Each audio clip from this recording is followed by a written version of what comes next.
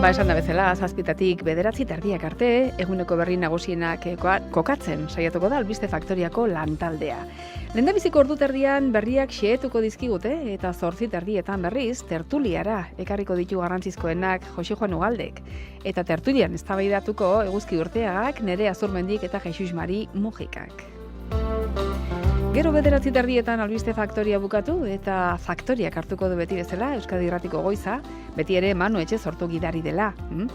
Faktoriako portaden errepaso eginda, aurten Angelun egingo den Emausen mundu biltzarra izango dute aztergai. Bertan parte hartuko duten kideekin, mikrofono aurrean izango ditugu besteak beste, honoko hauek, Gabi Mueska, Emauseko kidea eta Nerea Kortajarena, Gipuzkoako Emauseko bergizarteratze arduraduna.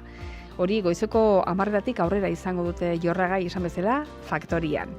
Eta horren ostean, 10:30 aldera gaur ospatzen den ahozkotasunaren egunaren harira, Oiulari Klon taldekoa den Virginia Imaz ere elkarrizketatuko dute gaur Faktorian.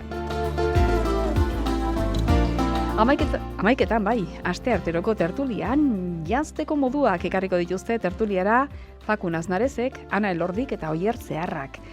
Eta 12:00 ondoren Urrazpian egindako garagardoaz ere hitz egingo dute Etxehandia garagardoakeko Jon Etxehandiarekin. Hau dira besteak beste, gaur Euskadi Irratiko goizean jorratuko ditugun gaietako batzuk, gehiagora izango direlako, eta hauez gain badakizu orduero azken berriak ere albistegietara ekarriko ditugula egun osoan zehar 24 orduz.